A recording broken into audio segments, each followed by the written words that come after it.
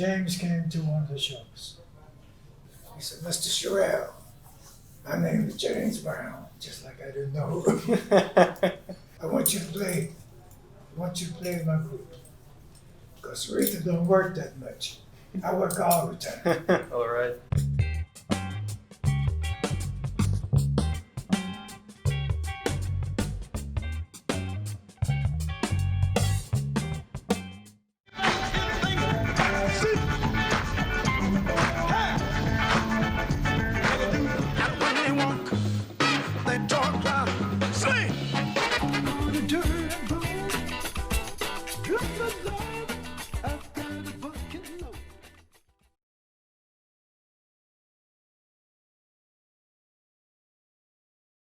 Growing up in Nashville, it was good for me, believe it or not.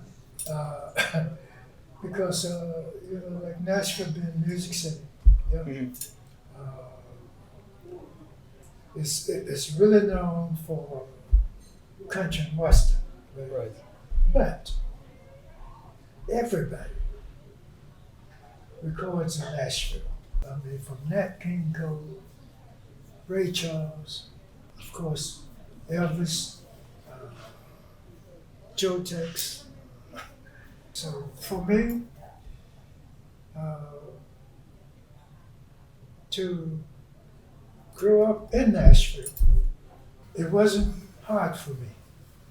Yeah. It was very easy for me because, I make friends with people very easily, and people used to call me to come and do vocals, Mhm. country stuff, play, on country stuff. Glenn Campbell and we used to sit outside in recording studios because some of the studios, like RCA, where Elvis used to record, if a musician, if he couldn't play what they wanted, they opened the door and says, "We need a bass player." Stuff like Right. We need a guitar player. We need a dobro player. We need a violin. Open the door. We need a drummer.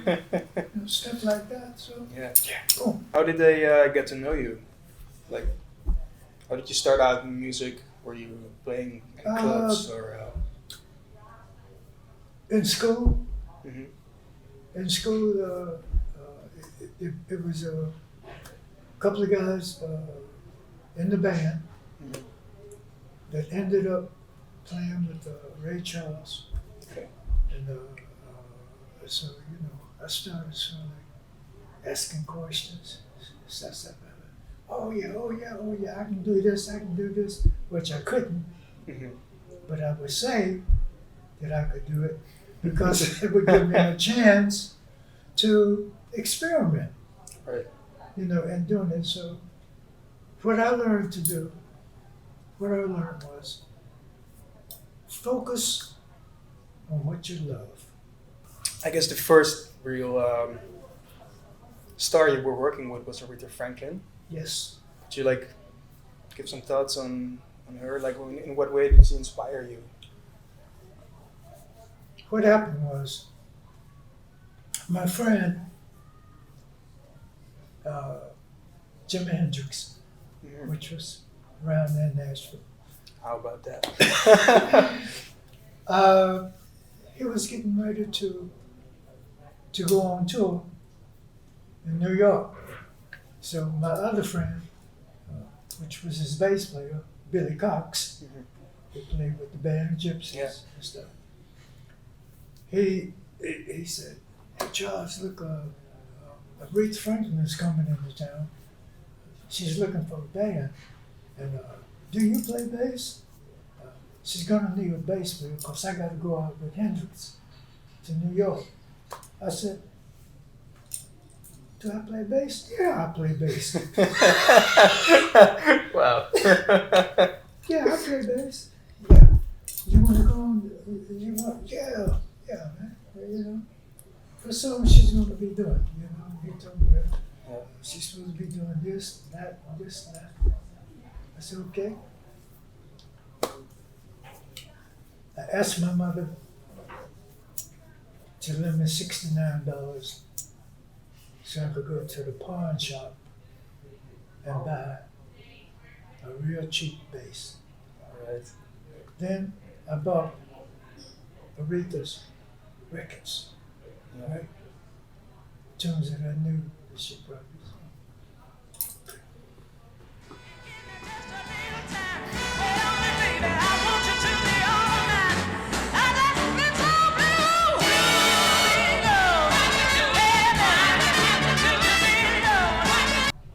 I had like to learn the songs like 2 months. I had 2 months to learn. I learned the songs. And then when she came in, rehearsed. The guy that was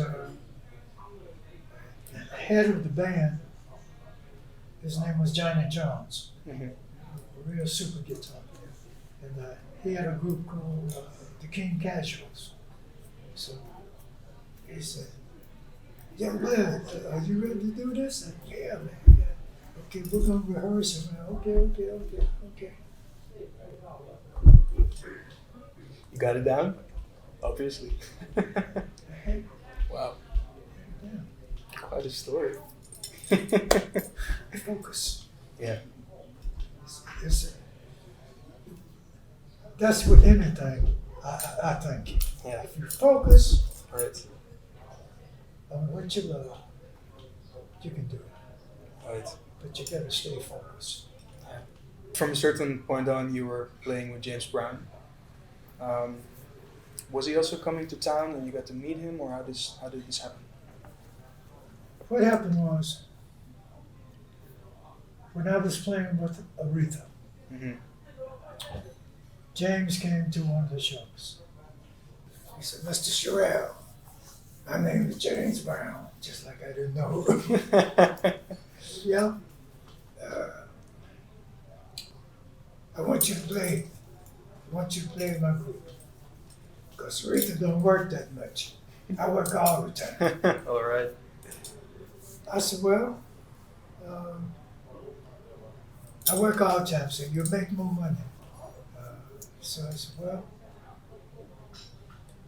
okay, give me a couple of weeks to think about it. I need to talk to my mother. Talk it over with my mother. Why do you have to talk it over with your mother? I said, because that's my mother. I need to talk to my mother about it. Okay, well, when you make up your mind, here's the number you can call me in Florida. I'll be in Florida. I said, okay. Talk to my mom about it. She said, if he don't treat you right, come back home. It's okay. So cool. And the rest is history. Yeah. If my research is correct, I read that in the first year that you were playing with James Brown, you recorded "Say It Loud" and "Black and I'm Proud" with him, That was my first recording. and that became a #1 hit. Yes. Okay. It was 1968. Yeah. It was a long time ago. I bet you wasn't born then. Oh, because my parents were born for a couple of years old. But how do you feel about this song? Is of course like for I guess for any Afro-American, it's a very important anthem. Could you say that? Well, I put it like this. When I did it,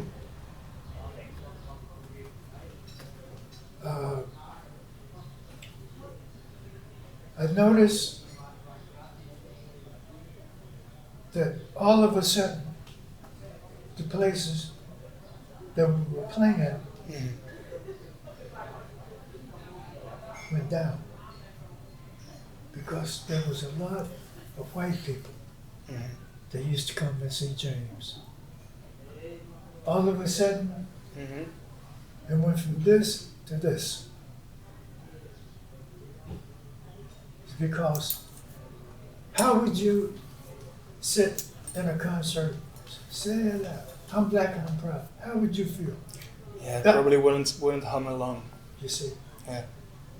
So the crowds start dropping off. Mm-hmm. James recognized also. Of course, during that time when Martin Luther King got killed, we had to go and play places to break up riots and stuff, Yeah. and chill people out. You know? Mm-hmm. The band, we was we had a strange feeling about that because you know a message like that, saying loud and black and I'm proud. Yeah. What about the Mexicans? What about the white people? What about this and that? What about this? What about this? Why do you want to put something out like that? So when we played it on stage, I was scared all the time. Then James stopped doing it on the show. Then the audience came back. Right. I guess it also makes a huge difference where you play. I mean, if you play this concert at the Apollo, Yeah. it's not a problem, right? No, but even at the Apollo, we had whites coming out of Manhattan, you know, coming to the Apollo. I mean, people like Mick Jagger and those guys, Yeah. they used to buy the whole front row seats, you know, Yeah. come see James, and a lot of other white groups and white people from Manhattan and you know, from Jersey and places like that. The Apollo Theater was a good place to play for black artists, okay, because it was in Harlem, of course, and then they didn't charge them much, Yeah. and so but we used to have to do 5 or 6 shows a day. Wow. That's something else. Unbelievable. Unbelievable. People would be lined up all in the streets waiting to first show finish, let the people out, bring the others. Wow. Yeah. It was a good place to play. I guess times changed because I had actually the pleasure of visiting the Apollo this summer.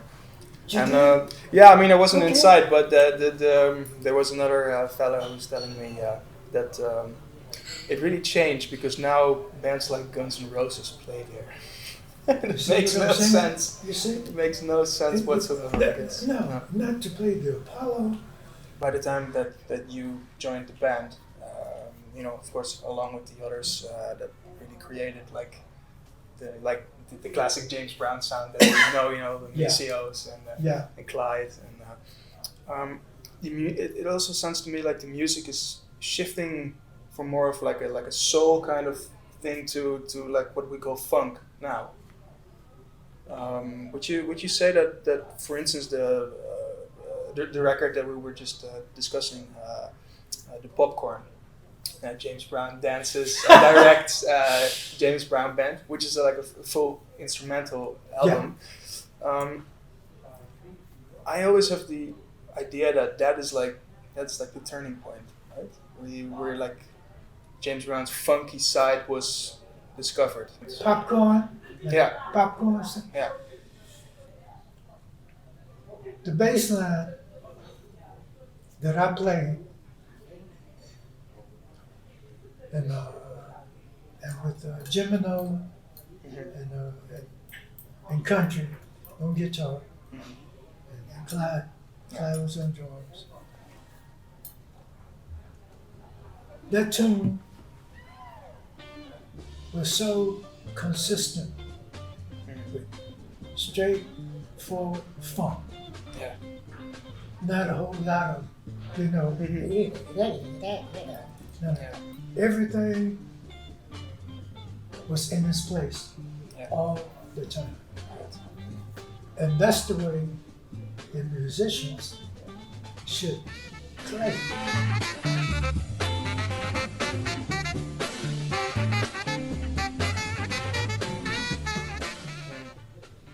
Play a line. If you got a line, Yeah. stick to that line. Right. Stay with that line. Don't try to play with the other guy. Don't clash. Mm. Keep it funky. Keep Yeah. it simple. Right. Keep it simple. That's what Mother Pop was. Yeah.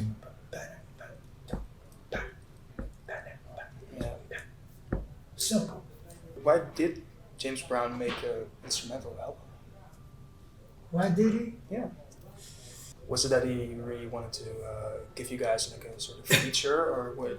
No. Because it seems to me that he was always very prominent in the song.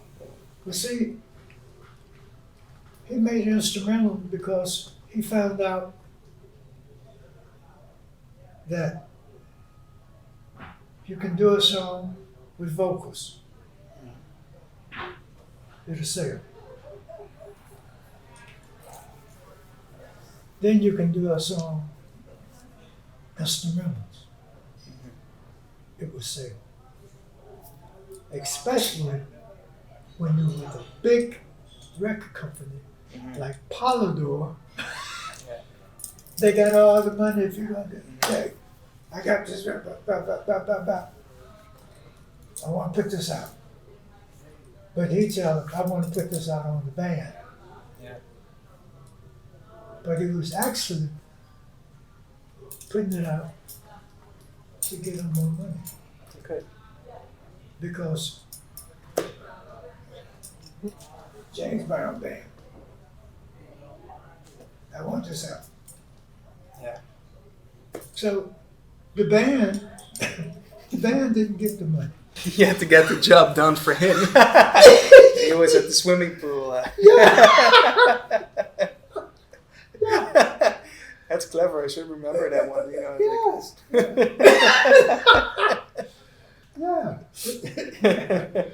Yeah. That's cool.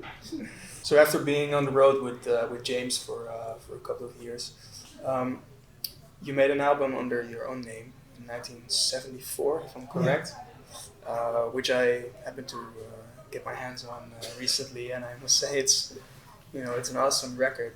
Yeah. What were your ambitions at the time?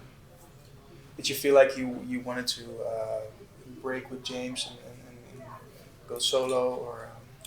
No, at the time, I had quit James a couple of years Mhm.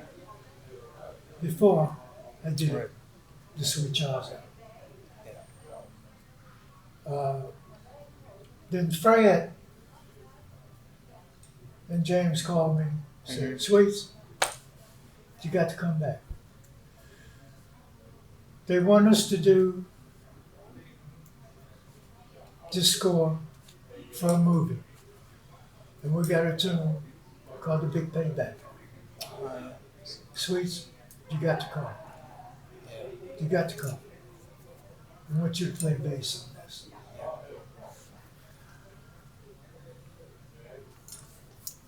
I said, okay, Fred, but I'm busy with the martial arts, karate.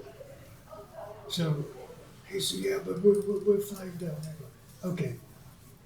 They flew me to Augusta. There a couple of days. And Fred said, I'll come to the hotel and let you see what's happening, Mhm. with so we can watch it and then play along with it. Yeah. So at the time, I was out on the swimming pool area doing some Yeah. karate stuff.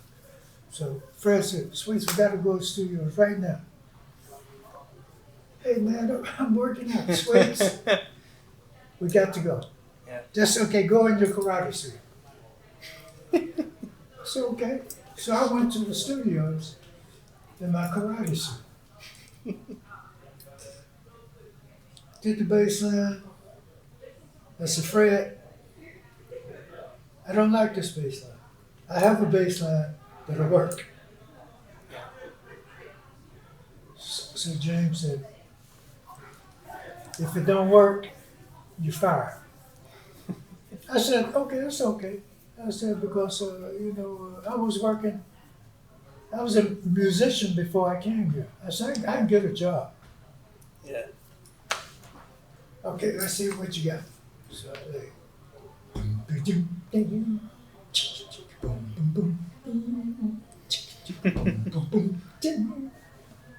Big payback. Yeah.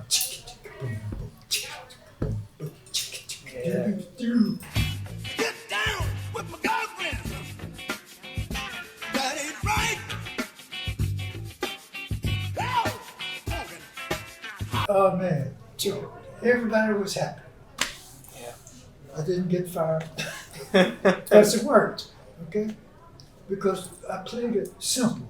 Mhm. The line that he had was something that was clashing. Yeah. I don't like clashing. I like to keep it where it can breathe. Yeah. Where it can breathe. Right? In the year of 2000, I got a call from Bill Gates. Wow. So, Mr. Sherrill, I've talked to Fred Wesley. I talked to Maceo. I talked to Jabbo. I've talked to Bobby Bird.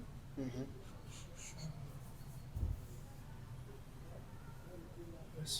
I talked to Country. Have you talked to him? Talked to Bootsy. Blah, blah, blah, blah. What I want to do, I want to give you some money. But I'm going to fly you to LA and everybody else. I'm going to build this place in Seattle, Washington, which will be the Funk Music Hall of Fame. Wow. And I want you in it. And it's going to be called Experience Music Project. So I am in the Funk Music Hall of Fame in Seattle. Wow. I love it when people with that amount of money do good stuff. You wouldn't say that he would be into like funk music.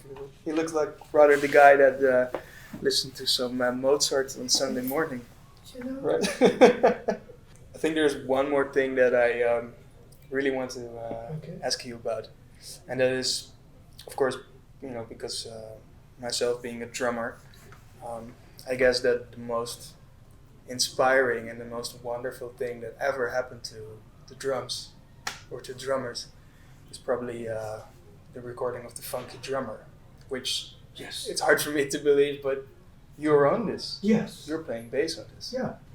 You know, Clyde Stubblefield, Yeah.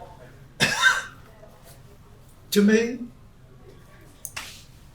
was the funkiest drummer that I've ever played with.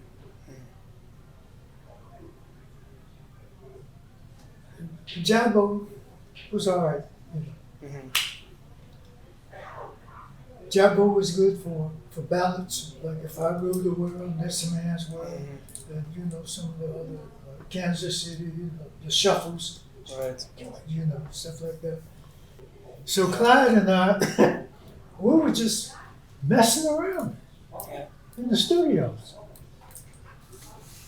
James walked in. Mr. Manhoff, push the button. they recorded it.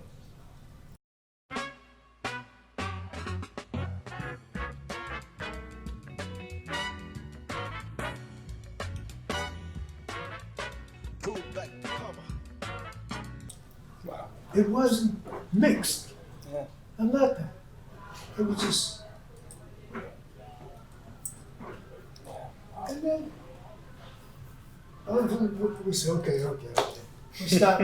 And then all of a sudden, he comes back, huh? Hey, you all recorded that? James, Mr. Brown wanted it recorded. Yeah. I looked at Clyde. He said, I said, Clyde, are we going to get paid for this? Clyde said, you know better than that. You know who we work. You know who we work for. I said, oh man. I said, they're not going to put it out anyhow. Next thing we knew, Funk and Drum. Clyde Stubblefield, Charles Sherrill. 1, 2, 3, 4, get it.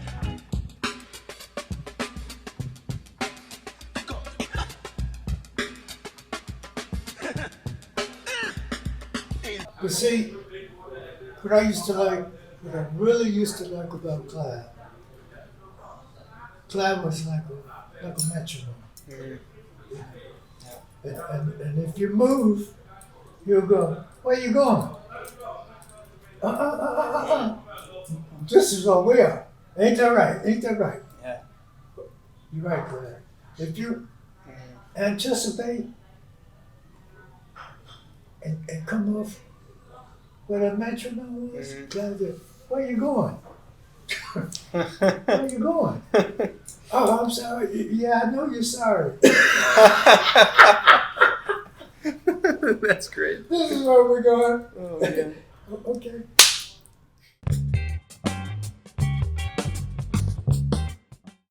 So you send us a copy of that?